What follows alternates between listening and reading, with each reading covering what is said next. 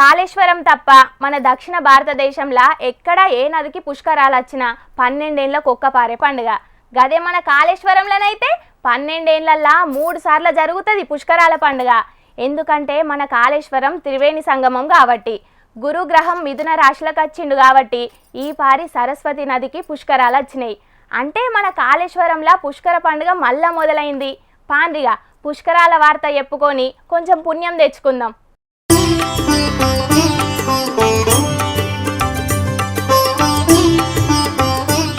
ఇక మాపటాల టైంలో CM Revanth sir కూడా కాళేశ్వరంలో అడుగు పెట్టిండు.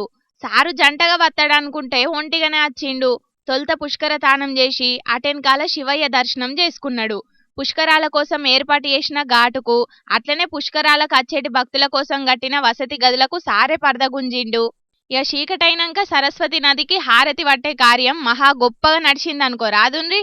ఈ కార్యంలో సీఎం రేవంత్ సారు కూడా పాలు పంచుకున్నాడు.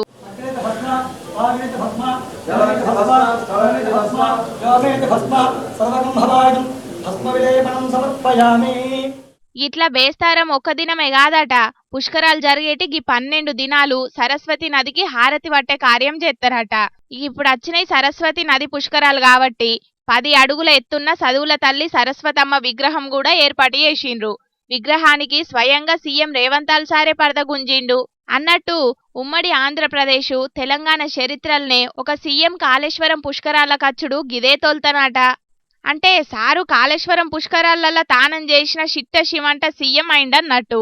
గంతేకాదుల్లా పుష్కరాల కచ్చేటి భక్తులకు ఏం గింత తక్కువ కాకుండా సౌలతులు కూడా గట్టిగానే చేసింది సర్కారు. దినం 1,00,000 మంది భక్తులు పుష్కర తానాలకు వచ్చే ఛాన్స్ ఉన్నదని అంచనా వేసిండ్రు అధికారులు. ఇక గందుకు తగ్గట్టే 35 కోట్లు ఖర్చు పెట్టి తీరొక్క తీర్ల సౌలతులు చేసిండ్రు. బస్సులు కూడా కాళేశ్వరం దిక్కు గట్టిగానే దింపుతున్నారు ఆర్టీసోళ్ళు. ఇక ఆలస్యం ఎందుకు, కాళేశ్వరం పోయి సరస్వతి నదిలో 3 మునకలేసి చేసిన పాపాలన్నీ పోగొట్టుకోండ్రి. ఏమంటున్నాం?